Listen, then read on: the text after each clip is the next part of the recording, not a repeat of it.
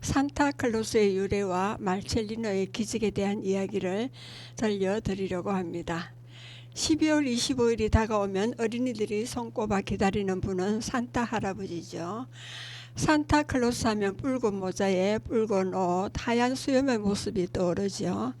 이 모습은 세계 모든 주교님들의 주교를 상징하며 입는 옷입니다.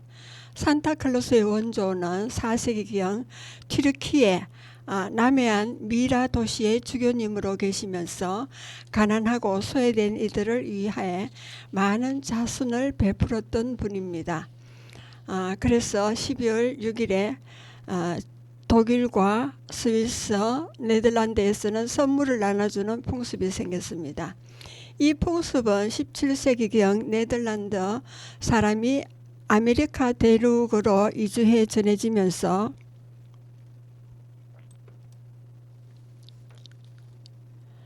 미국에도 알려지게 되었습니다. 네덜란드어로 신트는 성인이라는 뜻이고 클래스는 니콜라우로 부르는데 영어로 옮겨지면서 산타클로스가 되었습니다. 세계 모든 사람들은 신앙과는 상관없이 아기 예수님이 이스라엘 베틀레헴에서 출생한 것을 기념하며 지내고 있지요. 특히 어린이들은 굴뚝으로 산타 할아버지가 선물을 준다는 이야기로도 유명하고요. 그런 동심을 깨뜨리지 않기 위해 지금도 부모님들은 거실에 아이들과 크리스마스 트리를 꾸미기도 하고 아이가 잠든 한밤중 머리맡에 선물 꾸러미를 두고 있지요. 어린 시절 받았던 것이 엊그제 같은데 벌써 성장하여 짝을 찾아 부모님 곁을 떠나 내 가정을 꾸리고 나 역시 내 아이들에게 꿈을 키워주고 있기도 하고요. 어린이와 같이 되지 않으면 하늘나라에 들어가지 못한다는 이야기가 성서에 나옵니다. 말첼리노의 기적에 대한 이야기가 이어지겠습니다. 갓난 아이 때 남자 수도원 대문 앞에 버려진 아이가 말첼리노라는 세례명으로 세례를 받게 됩니다. 좌충우돌 성장하며 수도원 창고에 둔 대형 십자가에 달려 계신 예수님을 만나 빵과 포도주를 가져다 드리며 이야기 나누게 됩니다. 어머니가 보고 싶다는 소원에 따라 예수님의 무릎에서 어린 마르첼리노는 5살 반에 엄마 곁에 겹친 하늘나라로 가는 이야기가 되겠습니다. 젊을 때 여러 번 읽은 책인데 최근에 그 책을 다시 읽고 처음 신앙생활을 시작했던 시절로 되돌아가고 싶은 생각이 들어 대구의 한 책방과 도서관, 성당, 순영원 도서를 부탁하여 찾아보았지만 1966년 초판이 출간된 책이라 구하기가 쉽지 않았습니다. 초등학교 도서관에 있을까 하고 부탁하여 찾았지만 없었는데 지인이 책을 구했다며 빌려와서 읽어보라며 주더군요. 그래서 여러분들과 함께 그 내용이 새롭게 다가오기에 성탄 시기인 요즘 나눠보려고 준비해 보았습니다. 네, 그 이야기는 아주 옛날에 스페인의 어느 마을에 3명의 프란치스코의 수사님들이 찾아왔습니다. 수사님들은 명장님을 찾아가서 마을 어귀에 있는 빈집에서 살게 해달라고 부탁을 했지요. 마을에서 20리쯤 떨어진 곳에 있는 빈집은 건드리기만 해도 와르르 무너질 것처럼 낡고 허름했습니다. 신앙심이 깊은 면장님은 면사무소 관리들과 의논도 하지 않고 선뜻 허락해 주었습니다. 다 쓰러져 가는 쓸모없는 집이지만 수사님들이 쓰시겠다면 기꺼이 허락하겠습니다.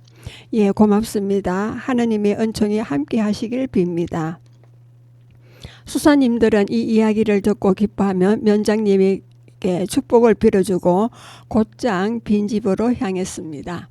수사님들은 나이 많은 수사님을 부쩍해 20리길을 느림보 황소 걸음으로 걸어갔습니다. 빈집에 다다랐을 때 해는 서산 마루에 걸려서 하늘을 붉게 물들이고 있었습니다. 당장 오늘 밤부터 여기서 지내야 할 텐데 어디서부터 손질해야 할지 모르겠군. 집이 너무 낡았어요. 여기저기 손볼 데가 많은데요. 더 어두워지기 전에 잠자리를 마련해야 하는데 그곳은 옛날에 큰 공장이 있던 자리로 18세기 초 프랑스 군대가 쳐들어왔을 때 마을 사람들이 맞서 싸우던 곳이었습니다.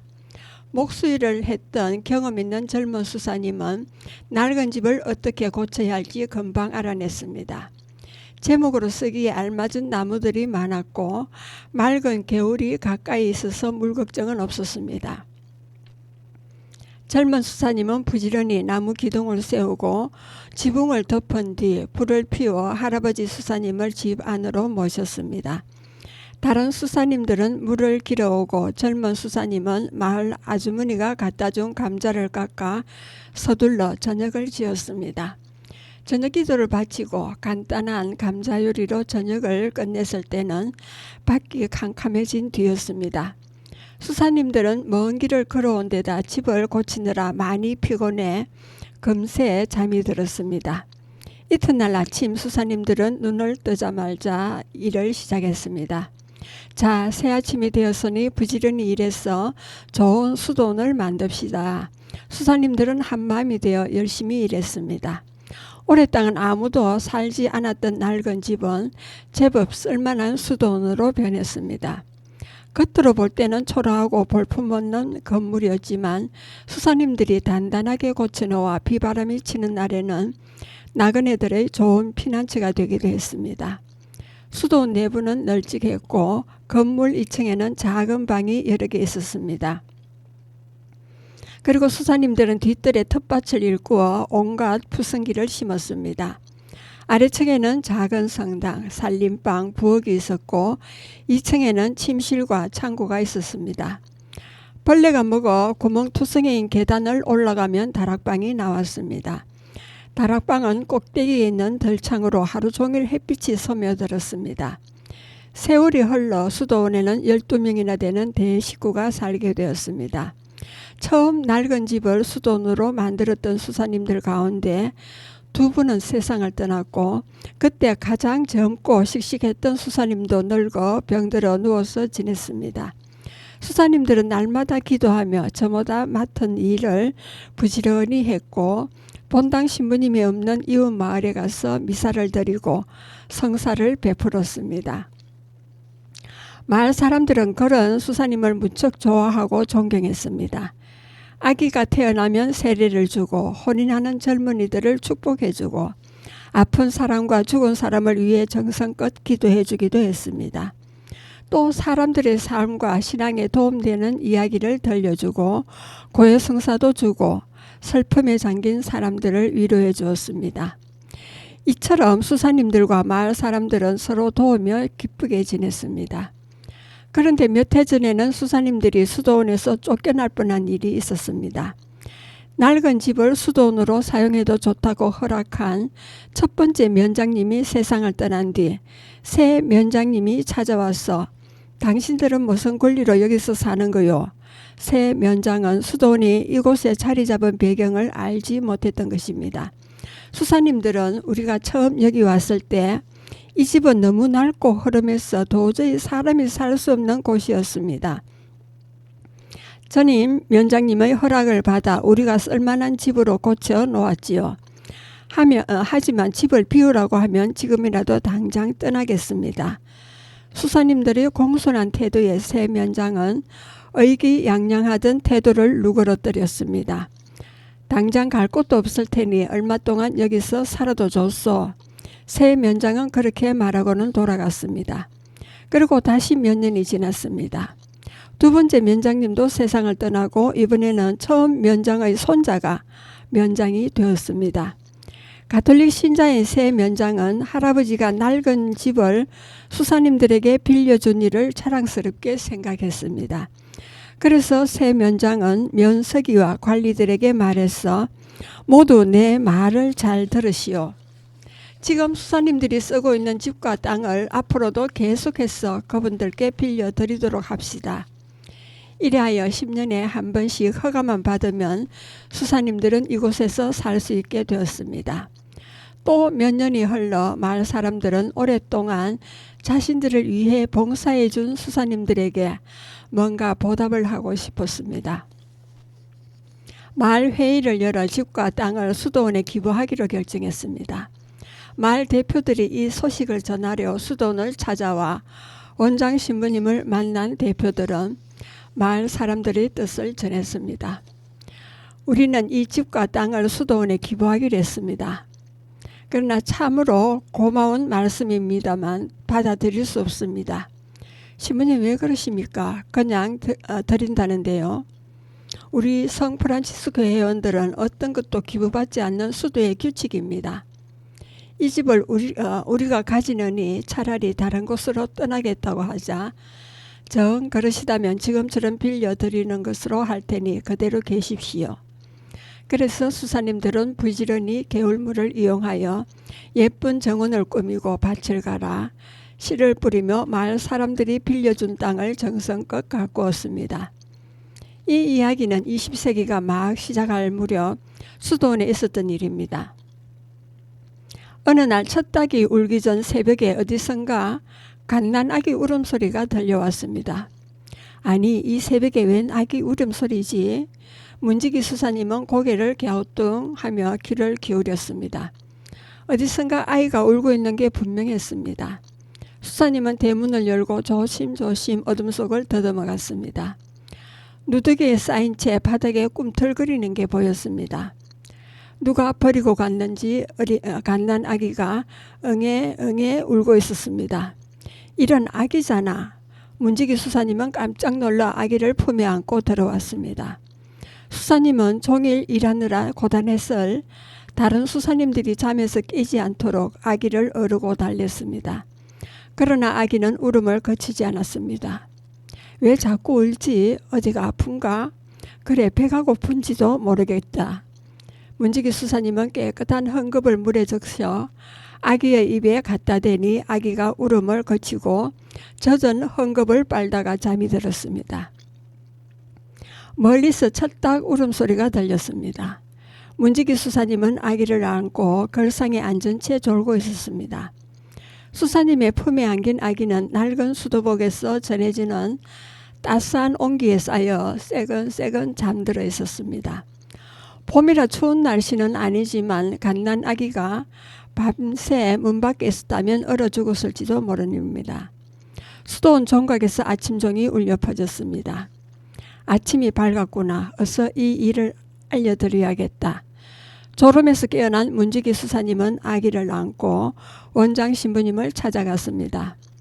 원장 신부님, 이 아기가... 원장 신부님은 문지기 수사님 품에 안겨있는 아기를 보고 깜짝 놀랐습니다. 아니, 아기가 아닙니까? 이게 어찌된 일입니까? 그 소리를 듣고 다른 수사님들이 몰려왔습니다. 새벽에 아기 울음소리가 나서 나가보았더니 글쎄... 문지기 수사님은 새벽에 있었던 일을 이야기했습니다. 누가 그런 짓을 했을까요? 어린 것이 가엾기도 하지. 그러나 아기에게 먹일 젖을 구할 방법이 없어 아기를 키울 수 없었습니다. 원장 신부님은 누가 이 아기를 마을 면사무소에 데려다 주고 오시오. 그러나 문지기 수사님을 비롯한 젊은 수사님들은 원장 신부님의 결정이 서운했습니다. 젊은 수사님이 원장 신부님, 아기를 데려가기 전에 세례를 주어야 하지 않을까요? 그것이 우리가 할 일인 것 같습니다만. 이 말에 모두 맞장구를 쳤습니다. 하는 수 없이 원장 신부님을 세례를 받는 날까지 아기를 수도원에서 키우도록 했습니다. 아기를 안고 성당에 들어갔습니다. 아기의 세례명을 아시시의 프란치스코 성인의 이름으로 하기로 했는데 아기를 처음 발견한 문지기 수사님이 아기가 오늘 새벽에 우리에게 왔으니 아기에게 오늘의 성인 이름을 붙여주면 어떨까요? 그거 참 좋은 생각이라고 그렇게 하기로 했다. 그날은 4월 26일 성 말첼리노 교황의 순교 축일이라 아기는 말첼리노라는 이름을 얻게 되었습니다. 세례식 날 수사님 품에 얌전히 있던 아기는 성세물을 머리에 끼얹자 깜짝 놀라며 울음을 터뜨렸습니다.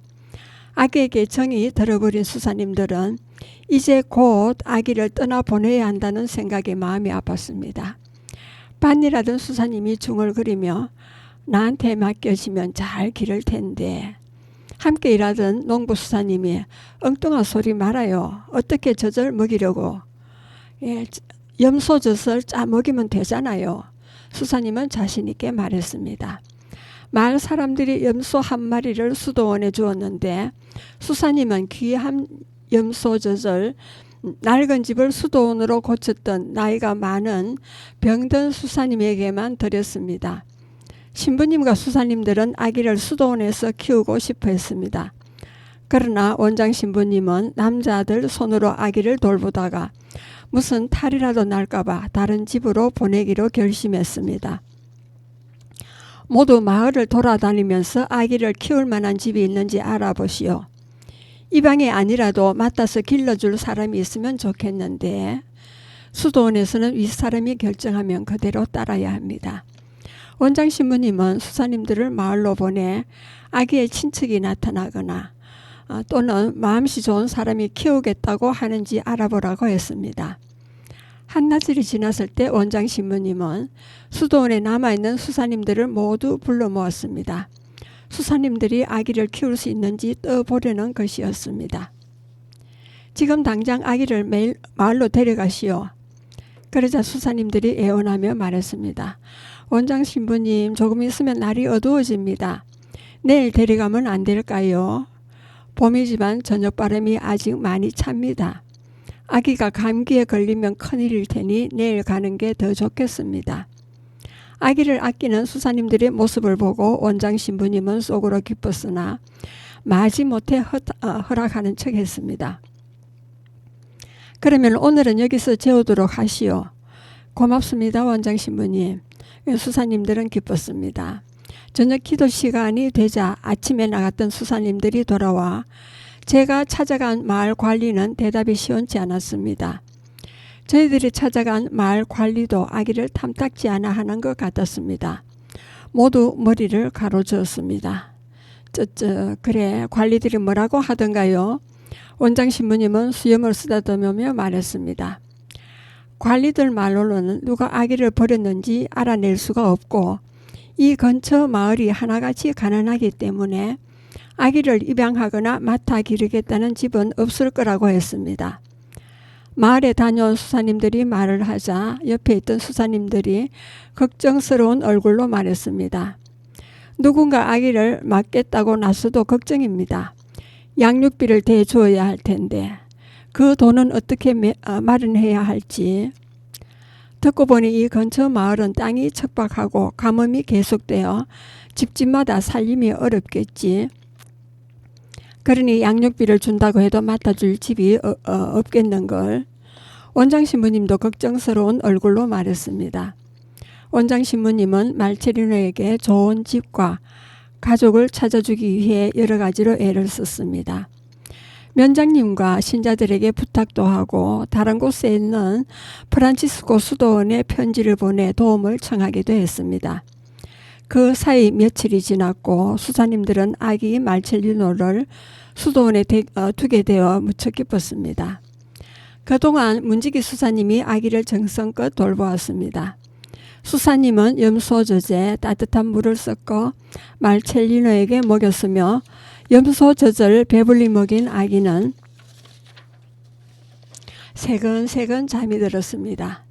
이처럼 수사님들이 말첼리노를 잘 돌보았지만 원장 신부님은 아기를 다른 곳에 맡겨야겠다는 생각을 버리지 않았습니다.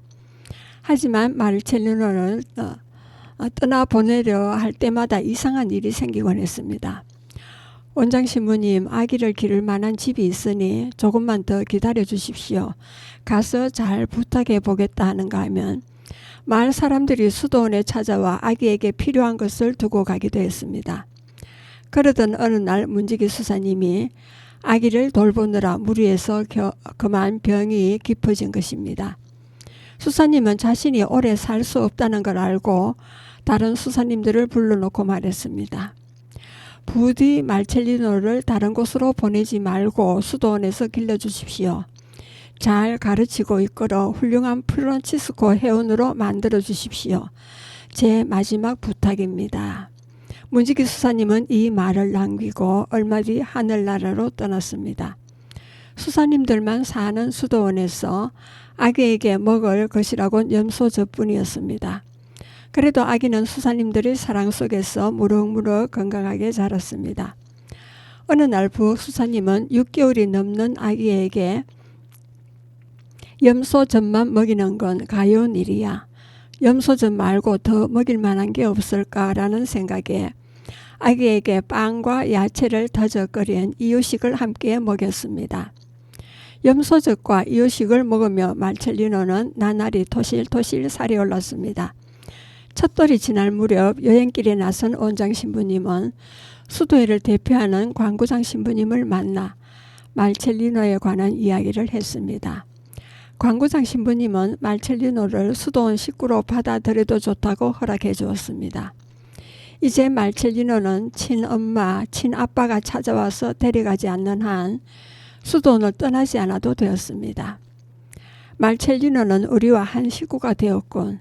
이 모든 게 하나님의 뜻인지도 모르겠어. 원장 신부님은 말첼리노를 잘 보살펴 주시라고 하나님께 기도드렸습니다. 해를 거듭하여 말첼리노는 귀여운 재롱둥이로 자라나 수도원의 인기를 독차지했습니다.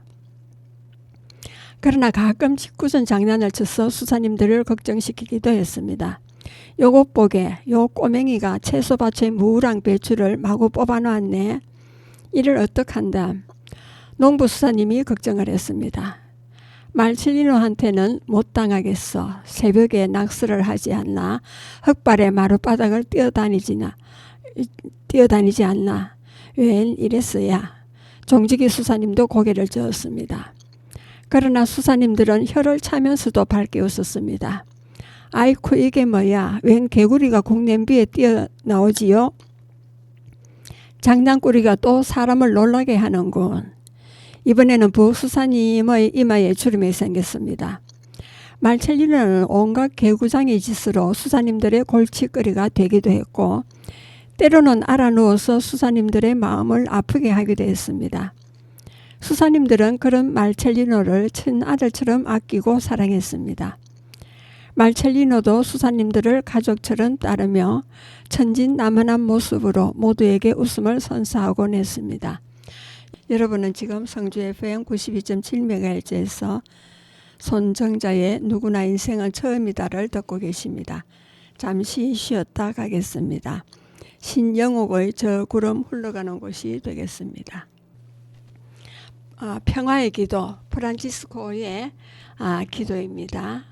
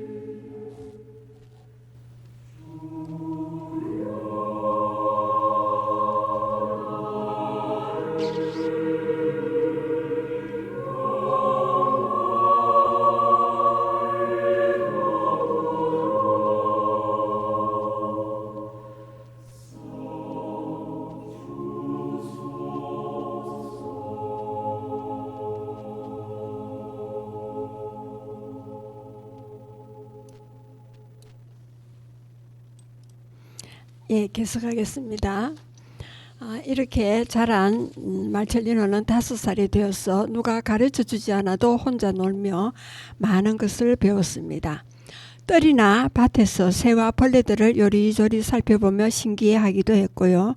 또 수사님들이 하는 일을 눈여겨본 다음 별명을 지어 부르곤 했습니다. 원장 신부님은 아빠, 병들어 누워있는 나이 많은 수사님은 자장 할아버지, 종직이 수사님은 종을 치기 때문에 땡그릉 수사님, 세례를 준 신부님은 물 수사님, 부엌일을 하는 수사님은 아기 때 먹은 빵죽 이유식을 잊지 않았는지 빵죽 수사님이라 불렀습니다. 내 별명은 뭔지 알아요? 나더러는 물 수사님이래요.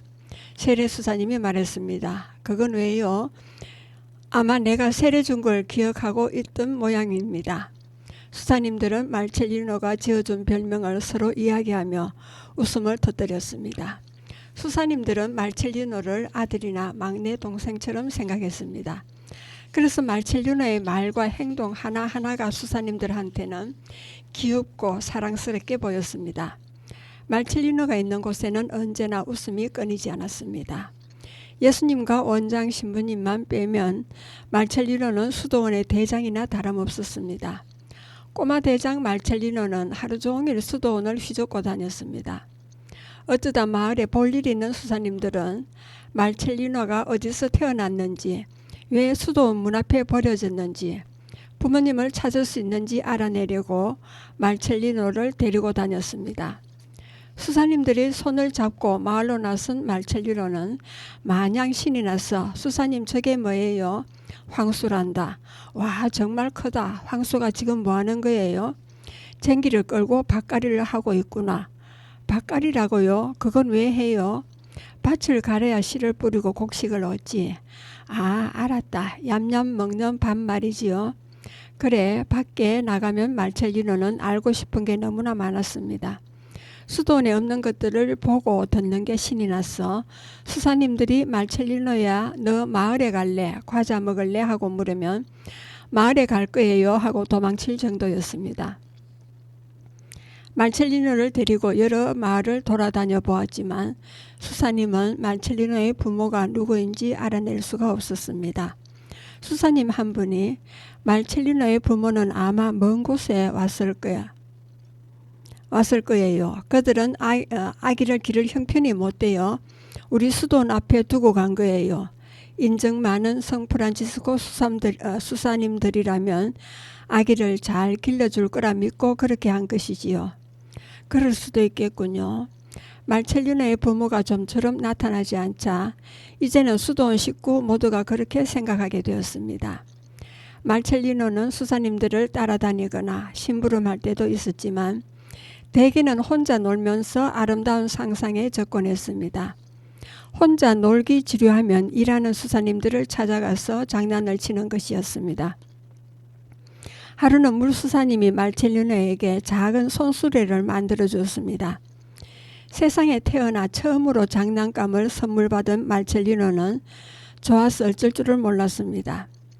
말첼리노는 바퀴가 하나뿐인 손수레를 끌고 밭으로 나가 제 머리만큼 큰 멜론과 감자, 포도를 손수레에 싣고 수도원까지 낑낑대며 끌고 가는 것이었습니다.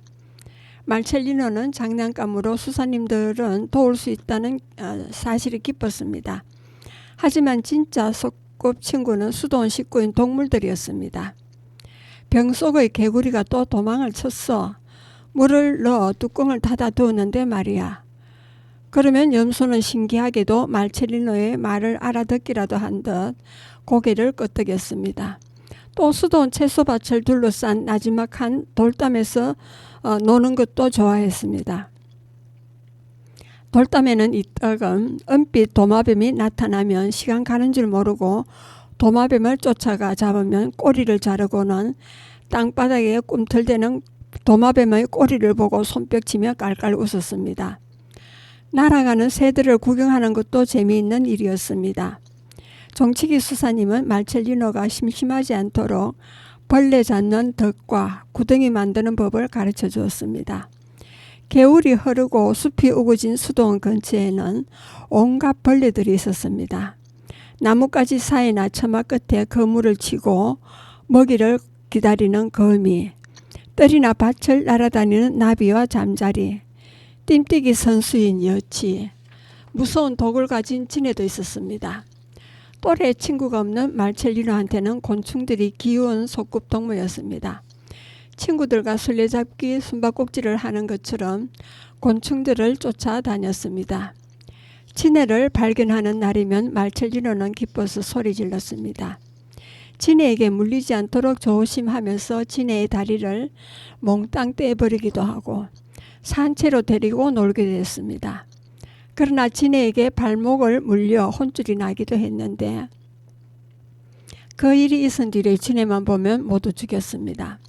곤충들도 하나님이 만드셨으니 함부로 죽이면 안 된다고 수사님들이 타일렀지만 개구장이는 말을 듣지 않았습니다. 하루는 밭가리에 썰 삽을 빌리러 수도원에 온 농부 아저씨가 우리 밭에는 어찌나 지네가 덜끓는지 아주 골치가 아프구나. 꼬마야, 지네는 위험한 곤충이니까 조심해야 한다. 그러자 말첼리노가 정말 아저씨네 밭에 그렇게 지네가 많아요? 그럼 얼마나 많은데 지네는 햇빛을 싫어한단다. 그래서 낮에는 풀숲이나 돌 밑에 숨어 있지. 말첼리노, 진한테 물리면 위험하니 그런 곳은 조심하는 게 좋아. 그깟 지네 하나도 무섭지 않아요. 칫, 내 발목을 문 지네를 가만두지 않겠어. 말첼리노는 조그마한 주먹을 꼭 쥐며 말했습니다. 그 후 말첼리노는 수도원 식구들 몰래 농부 아저씨네 밭으로 지네를 잡으러 다녔습니다. 지네의 검빛 몸통을 막대기로 쿡 찔러 두 동강을 낸 다음 햇빛 쬐는 땅바닥에 내동쟁이 쳤습니다. 지네 사양을 마치고 수도원에 돌아와서는 병 속의 개구리를 들여다보거나 종이 상자에 넣어둔 여치와 달팽이를 갖고 놀았습니다. 그런데 다음날 아침에 일어나 보니 개구리와 여치, 달팽이가 온데간디 없이 사라져 버렸습니다. 곤충이 가여워 수사님들이 밤중에 놓아주었던 것입니다. 이상하다. 벌리들이 어디로 갔지? 그 사실을 알지 못하는 말첼리노는 혼자 고개를 갸웃거리곤 했습니다. 말첼리노가 늘 개구쟁이 짓만 하는 것은 아니었습니다. 가끔은 고양이 모치토를 도와줄 때도 있었습니다. 모치토는 개한테 물려 한쪽 귀가 떨어져 나간 늙은 고양이로 눈이 어두워져서 사냥에도 흥미를 잃어버린 모치토를 위해 쥐 사냥을 도와주곤 했습니다. 모치토는 강낭콩, 감자, 당근 같은 푸승기를 잘 먹었지만 말첼리노는 그런 모치토가 가여웠습니다. 그래서 생쥐라도 잡아서 모치토에게 먹이고 싶었습니다. 모치토가 쥐 사냥을 났으면 말첼리노는 막대기로 응원하기도 돌멩이로 쥐 구멍을 털어막아 주기도 했습니다. 말첼리노는 동물들과 대화하는 걸 좋아해 염소 아줌마와 모치토는 아주 말이 잘 통하는 친구였습니다. 수사님들은 그런 말첼리노를 보며 프란치스코 성인의 어린 시절을 보는 것 같아 정말 프란치스코 성인을 닮았어. 말첼리노는 짐을 나르는 개미들을 집까지 데려다 주기도 했습니다. 하지만 심술이 나면 개미집을 뭉개버리고 개미들이 놀라 왔다 갔다 하는 모습을 보며 좋아하기도 했습니다. 말첼리노에게는 눈이 보이지 않는 소꿉동무가 있었습니다. 마누엘이라는 소녀는 전에 딱 한 번 같이 놀았던 집시 소년이었습니다. 언젠가 뜨돌이 집시들이 수도원 가까이 온 적이 있었습니다. 원장 신부님은 집시들에게 물과 먹을 것을 구할 때까지 수도원 옆에 천막을 쳐도 좋다고 허락해 주었을 때 마누엘을 만났습니다. 마누엘은 말첼리노가 태어나 처음으로 만난 소년이라 둘은 금방 친하게 지내서 함께 뛰어다니며 놀았습니다. 한 곳에 오래 머물지 않는 집시들은 얼마 뒤 다른 곳으로 떠나갔습니다. 그러나 말첼리노는 마누엘을 잊지 않고 마누엘이 옆에 있는 것처럼 말하고 놀았습니다. 마누엘, 방해하지 말고 어서 비켜. 아니야. 어서 이리 와서 앉아. 가끔은 나뭇가지를 엮어 장난감 2개를 만든 다음 하나를 마누엘에게 주기도 했습니다. 마누엘이 떠난 뒤 말첼리노는 가족에 대해 생각하게 되었습니다. 마누엘의 손을 꼭 잡고 떠나가던 마누엘 엄마의 모습을 보았기 때문입니다. 다른 아이들은 모두 엄마 아빠가 있는데 나는 왜 없을까? 난 어디서 태어났을까? 하루는 수사님들에게 물어보았습니다. 난 어디서 태어났어요? 우리 엄마 아빠는 어디 있어요? 그러나 수사님들은 고개만 저었습니다. 가르쳐 주세요. 네. 말첼리노는 하루 종일 수사님들을 쫓아다니며 귀찮게 물었습니다. 그러면 어떤 수사님은 너는 말이야 하나님이 우리 수도원에 주신 선물이란다. 다른 수사님은 수도원 대문을 가리키며 누가 문 앞에 버리고 간 것을 우리가 데려와 키웠단다. 그게 다예요? 말첼리노는 실망스러운 눈으로 물었습니다. 우리도 그것밖에 모른단다. 말첼리노가 가장 궁금한 것은 엄마였습니다. 엄마가 이 세상에 있는지 없는지 말첼리노는 그게 알고 싶었습니다.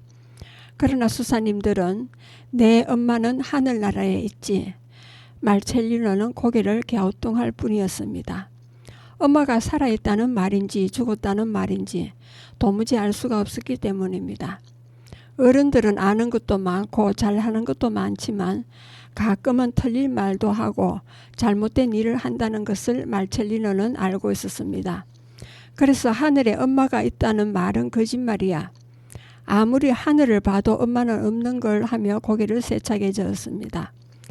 말첼리노가 어른들도 거짓말을 한다는 것을 알게 된 것은 다락방 사건 때문이었습니다. 말첼리노에게 수도원은 천국과도 같았습니다. 수도원 뜰에는 하느님 나무와 마귀 나무로 불리는 2그루의 나무가 있었습니다. 나무들을 볼 때마다 말첼리노는 정말 수도원이 에덴 동산일지도 모른다고 생각했습니다. 수도원에는 말첼리노가 절대로 가면 안 되는 곳이 있었습니다. 그곳은 곳간에서 지붕 및 다락방으로 이어진 계단으로 낡고 삐걱거렸기 때문에 수사님들은 말첼리노가 다칠까봐 절대 가서는 안 된다고 단단히 일러두었습니다. 수사님 한 분이 지붕 및 다락방을 가리키며 저곳은 말이야 무시무시하게 생긴 지들이 우글거린단다. 수염은 셋줄처럼 날카롭고 긴 꼬리와 번뜩이는 눈, 이빨은 얼마나 무서운데. 그러나 동물 박사인 말첼리노는 수사님은 거짓말쟁이에요. 세상에 그런 쥐는 없어요. 모치도 하고 쥐를 많이 잡아봤단 말이에요. 수사님이 말하는 것처럼 무시무시하게 생긴 쥐들은 한 번도 못 봤어요. 말첼리노가 믿으려 하지 않자 다른 수사님들이 얼음장을 놓았습니다. 저기 지붕 밑 다락방에는 키가 큰 사람이 숨어 있어. 그 사람이 널 보면 어디론가 끌고 가 버릴지도 몰라. 수사님의 말에 겁을 먹은 말첼리노는 계단을 보기만 해도 온몸이 오싹했습니다. 그러던 어느 날 혼자 놀던 말첼리노는 용기를 내어 다락방에 가보기로 결심했습니다. 말첼리노는 수사님들 모르게 계단이 있는 곳으로 가 조심스럽게 첫 번째 계단에 발을 올려놓자 가슴이 콩닥콩닥 2방망이질 치기 시작했습니다. 계단에서 나는 삐걱 소리에 깜짝 놀란 말첼리노는 얼른 계단 아래로 내려와 주위를 두리번거렸지만 아무도 보는 사람이 없었습니다. 가슴을 쓸어내리며 바깥으로 나갔습니다. 볕이 따사로운 돌담에 기댄 채 말첼리노는 생각에 잠겼습니다. 어떡하지? 그래, 신발을 벗고 올라가는 거야. 신발을 벗어들고 막대기로 누르면서 올라가면 돼. 계단이 꺾인 15번째 계단까지만 올라가면 수사님들한테 안 들키고 다락방에 들어갈 수 있을 거야. 계획을 세운 말첼리노는 오늘처럼 수사님들이 집을 비우는 날을 기다렸습니다. 며칠 뒤 오후 밭일을 하던 수사님과 빵죽 수사님, 자장 할아버지만 남고 모두 수도원 밖을 나갔습니다. 말첼리노는 막대기를 가지고 계단 밑으로 가서 신발을 벗어든 다음 한 계단씩 올라갔습니다. 새 계단을 디디기 전에 먼저 막대기로 계단을 눌러 소리가 안 나는 곳을 알아낸 다음 천천히 올라갔습니다. 가슴이 뛰었습니다. 수사님들이 가지 말라고 했는데 그러나 무섭지만 그만둘 수는 없어. 꼭 꼭대기에 가볼 거야. 조심스럽게 15번째 계단까지 올라가 마음이 조금 놓였습니다. 말첼리노는 지붕 밑에 있는 다락방과 곳간을 쳐다보았습니다. 마누엘, 빨리 올라가자. 말첼리노는 보이지 않는 소꿉친구한테 말하고는 단숨에 계단 꼭대기까지 올라갔습니다. 말첼리노는 깊이 숨을 들이마신 다음 조심스레 곳간문을 여니까 끼익 하며 곳간문이 열렸습니다. 뭐야, 그냥 창고잖아. 하나도 안 무서운걸? 채, 수사님은 엉터리야. 곳간 한쪽에는 뗄나무가 수북이 쌓여있고 다른 한쪽에는 곡식 담아둔 상자가 쌓여 있었습니다. 겨울밤에 여기 와서 놀아야지. 말첼리노는 개구장이 웃음을 지었습니다. 곳간 탐험을 마친 말첼리노는 다락방 쪽으로 가서 조심조심 다락방 앞으로 간 다음 문틈으로 안을 들여다보니 캄캄해서 아무것도 보이지 않았습니다. 그곳은 곳간보다 훨씬 좁았고 높은 곳에 작고 낡은 덜청이 하나 있었는데 먼지가 쌓여 있어서 햇빛이 잘 스며들지 못했습니다. 말첼리노는 어두운 다락방으로 들어가서 눈이 어둠에 익숙해지자 방 안의 모습이 눈에 들어오기 시작했습니다. 망가진 의자와 책상, 장작 같은 것들이 방 한쪽에 쌓여 있었는데 방 안은 정돈이 잘 되어 있었습니다. 출입문 오른쪽에는 책과 종이가 먼지를 뽀얗게 뒤집어 쓴 채 책꽂이에 꽂혀 있었으며 왼쪽 벽에는 아주 큰 것이 벽에 걸려 있었습니다. 눈을 비비고 자세히 보니 키가 커다란 사람이 두 팔을 벌리고 웃옷을 벗은 채 높은 곳에 매달려 말첼리노를 내려다보고 있었습니다. 으악, 저게 뭐야? 겁에 질린 말첼리노가 온몸을 와들와들 떨었습니다. 수사님들의 말이 정말이었어. 저 사람이 날 끌고 갈지도 몰라. 말첼리노는 몸을 움츠려 뒷걸음쳤습니다. 놀란 말첼리노는 막대기도 마누엘도 내팽개친 채 계단을 뛰어내려갔습니다. 태어나서 이렇게 놀라고 무섭기는 처음이었습니다. 다락방에 아주 큰 사람이 있다는 게 정말이었어. 무서워 죽는 줄 알았네. 신발은 어떻게 신은지 생각도 나지 않았습니다. 말첼리노의 머릿속에는 한동안 그 남자의 모습이 떠나지 않았습니다. 너무 무서웠지만 말첼리노는 아무에게도 그 이야기를 할 수가 없었습니다. 아무리 다정하고 친절한 수사님이라도 말첼리노가 다락방 올라간 것을 알면 혼낼 게 뻔하기 때문입니다. 수사님들에게 말하면 혼날 거야. 그런데 그 사람은 누굴까? 왜 거기 달려 있을까? 말첼리노는 곰곰이 생각했습니다. 여러분은 지금 성주 FM 92.7MHz에서 손정자의 두루치기를 듣고 계십니다. 잠시 쉬었다 가겠습니다. 기쁨과 평화가 넘치는 곳을 들어보시겠습니다.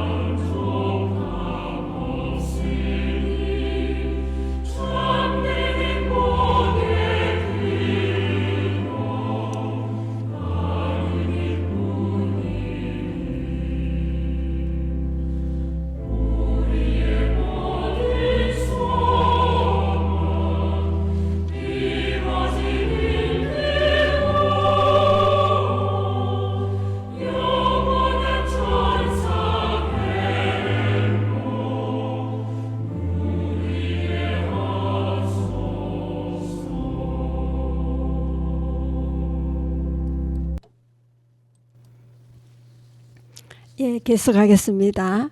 세상에서 가장 싫어하는 게 뭐냐 하고 누가 물으면 말첼리노는 번개라고 대답했을 것입니다. 낮에는 수사님들이 가까이 있어서 덜 무서웠지만 밤중에 우르릉 쾅쾅 번개가 치면 머리털이 쭈뼛쭈뼛 서는 것 같았습니다. 요라는 소리를 내며 세상이 온통 번쩍거리면 말첼리노는 침대로 들어가 이불을 뒤집어 쓴 채 오돌오돌 떨어야 했습니다. 말첼리노는 겨울이 다가오는 게 싫었습니다. 비바람과 추위 때문에 밖에 나가 놀지도 못하고 집 안에서 하는 놀이는 금방 실증이 날 게 뻔했습니다. 집 안에 있는 겨울에 수사님들은 말첼리노에게 공부를 가르쳤습니다. 겨울이 특히 끔찍한 것은 바로 공부 때문이었습니다. 읽고 쓰기 공부 시간은 지루했으나 원장신부님은 지난 겨울부터 공부를 시작했으니 이번 겨울에는 읽기를 열심히 배워야 훌륭한 사람이 되는 거란다 하고 말했습니다. 기도하는 법은 알고 있었지만 가톨릭 교리는 아주 조금 배웠을 뿐입니다. 어린 말첼리노에게 한꺼번에 너무 많은 것을 가르쳐서는 안 된다고 원장 신부님이 수사님들에게 일러두었습니다. 말첼리노는 겨울이 오기 전에 다락방에 큰 사람을 한 번 더 보고 싶었습니다. 그 아저씨는 왜 다락방에서만 사는 걸까? 가끔 다락방에서 나오기도 할까? 왜 두 팔을 벌리고 있는 거지? 다락방 아저씨도 자장 할아버지처럼 아픈 건 아닐까? 처음 봤을 때의 무시무시한 느낌은 어느덧 호기심과 걱정으로 바뀌었습니다. 수사님들이 다락방에 못 가게 하려고 겁을 주었기 때문에 무서웠던 거야. 수사님들의 말이 사실이라면 다락방 아저씨가 뒤쫓아와서 잡았을 거야. 그런데 내가 도망치도록 내버려 뒀잖아. 아저씨는 무서운 사람이 아닐 거야. 비바람이 멎었습니다. 말첼리노는 마음을 단단히 먹고 다시 올라가 볼 거야. 보이지 않는 소꿉친구 마누엘도 호기심 어린 눈으로 다가왔습니다. 마누엘, 난 꼭 다시 다락방에 올라가 볼 거야. 신발을 벗어들고 막대기를 계단을 누르면서 올라갈 거야. 그리고 다락방 문 앞에 키 큰 사람이 움직이는지 지켜볼 거야. 그 사람이 움직이면 재빨리 도망쳐야지. 하지만 가만히 있으면 막대기로 덜창을 열고 자세히 볼 거야. 마누엘, 너는 계단 밑에서 수사님들이 오는지 망을 봐. 말첼리노는 하지 말라는 일을 하려니까 조금 겁이 났습니다. 그러나 한번 마음먹은 일을 그만둘 수가 없었습니다. 며칠이 지나 가을 소나기도 지나가고 수사님들은 원장 신부님의 분부에 따라 집안 대청소를 하고 마을 사람들의 도움을 받아 곡식을 거두어 드리느라 눈코 뜰 새 없이 바빴습니다. 겨울은 긴데다 땅이 얼어있어 아무 일도 할 수 없어 늦가을이면 할 일이 많았습니다. 말첼리노는 수사님들이 겨울 채비를 하는 이때가 가장 좋은 기회였습니다. 바깥일을 끝내고 집안 손질을 하게 되면 말첼리노가 꿈꾸는 모험은 불가능한 일이 될 것입니다. 어느 흐린 날 오후 수사님들이 밖에 나간 사이 말첼리노가 마누엘, 어디서 기다리던 때가 왔어. 집 안에서는 빵죽 수사님과 질 수사님만 있었습니다.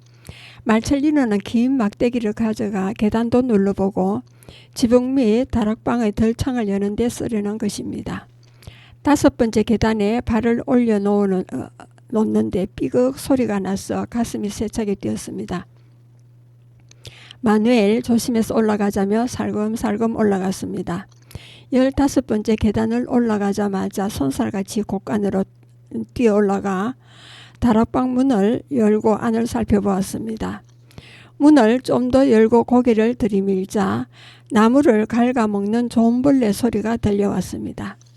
시간이 지나고 눈이 어둠에 익숙해지자 그 사람의 모습이 보이기 시작했습니다. 그 사람은 숨을 쉬는 것 같지 않았습니다. 그리고 그 사람은 십자가에 매달린 예수님이었습니다. 예수님은 말첼리노를 가만히 내려다보았습니다.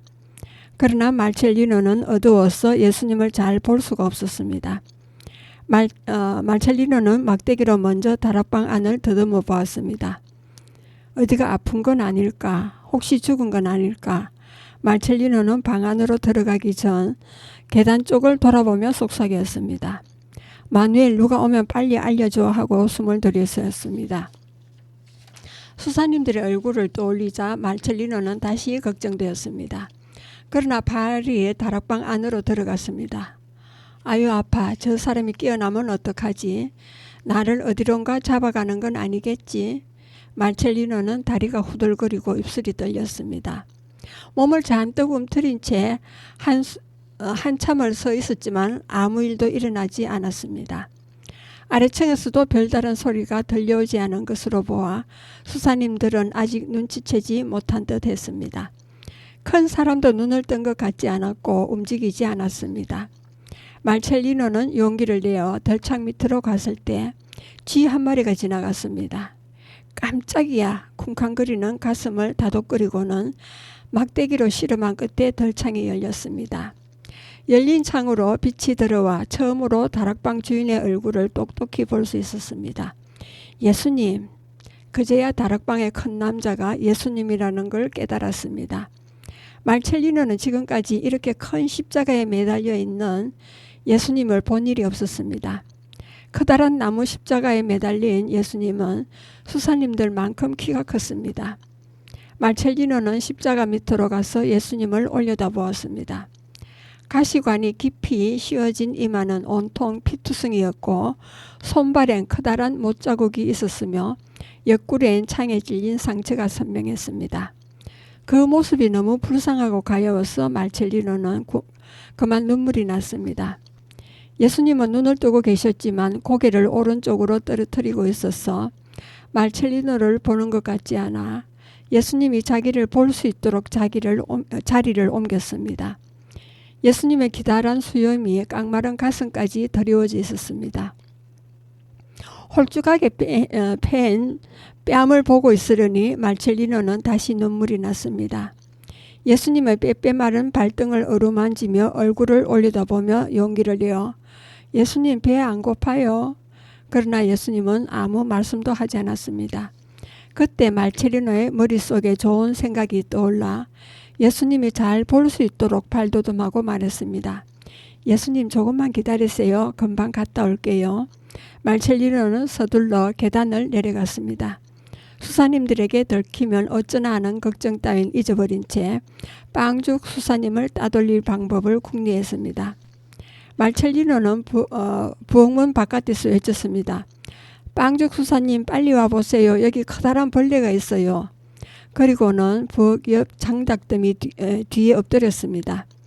말첼리노의 목소리를 들은 빵죽 수사님은 젖은 손을 문지르며 밖으로 나왔습니다.